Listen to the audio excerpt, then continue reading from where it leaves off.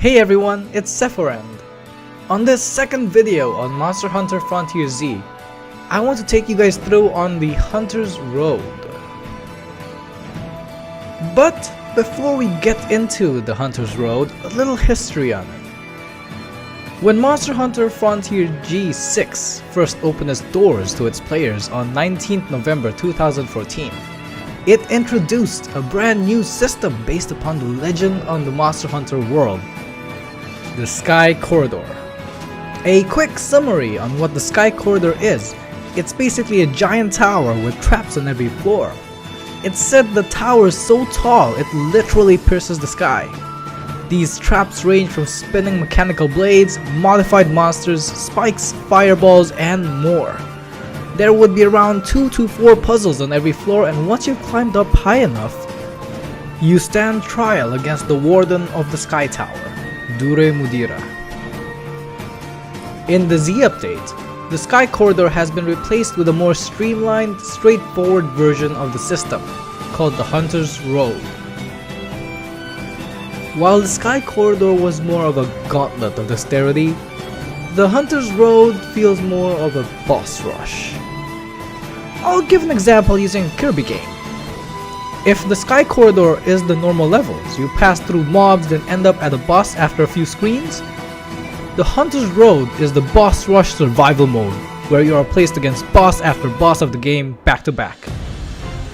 So you start up Hunter's Road, you are placed in a map called the Fortress Ruins, and given 2 choices of monsters each stage. The road has both old and new monsters from the earliest installments to the latest updates. On with the technicalities, burst species such as Diorex or Zeru, origin monsters such as Gorea Domosu and Vol'jang, as well as the entire non-elder exotics are included in the pool. Since Monster Hunter Frontier Z is updated with a new monster every few months or so, they've also been expanding the monster pool of the Hunter's Road. To start up Hunter's Road, you are to clean your hunter's inventory of items. They're not allowed there. It places you in a small preparation area to buy them with the points provided. Here, you are given 2 choices of G-ranked monsters from the pool.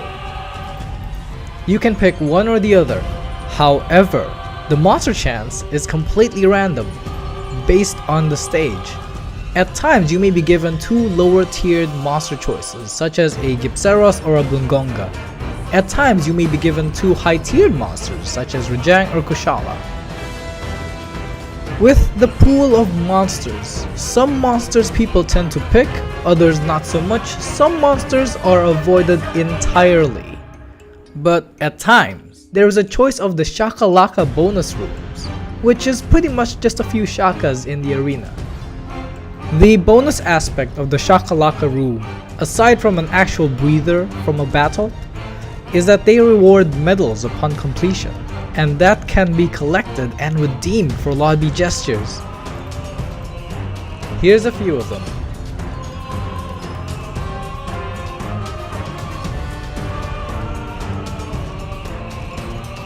Similarly to the Sky Corridor, as it used to be the only place you can encounter Dure Mudira after a number of floors, the Hunter's Road is the only place you can encounter G-rank White Fatalis every 10 floors.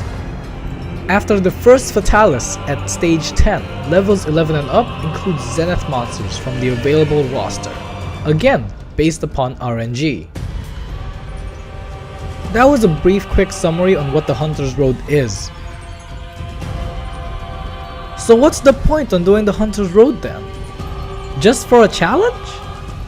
To simply put it, points. Each stage you do rewards a certain number of points based on the difficulty of the monsters. You can trade these points for monster parts, White Fatalis parts, and non-Heartbreak Zenith monster parts, as well as a few others. Some trades have a limit to how much you can get per week. For a good example would be White Fatalis parts. In a single week, you are only allowed enough to finish only 1 decoration.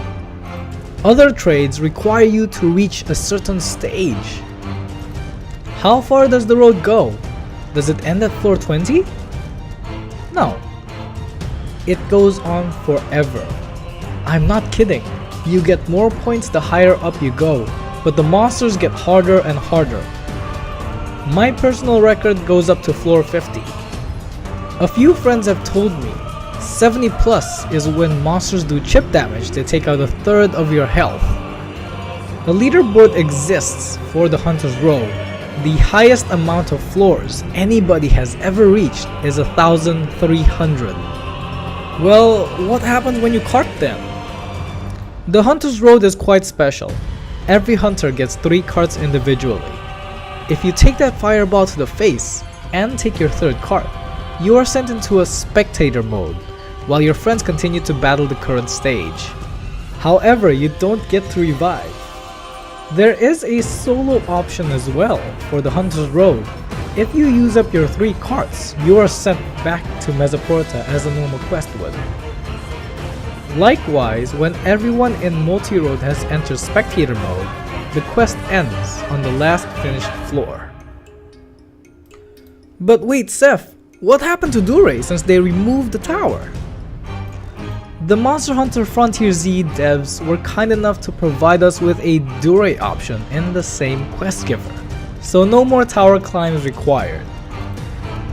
Well, that about wraps up this video. Do leave comments down below on what you'd like to see. There's a lot of ground to cover in Frontier. If you enjoyed this little series, do consider subscribing to this channel. It would mean a lot to me. Thank you for watching. I'm Sephiroth. See you guys.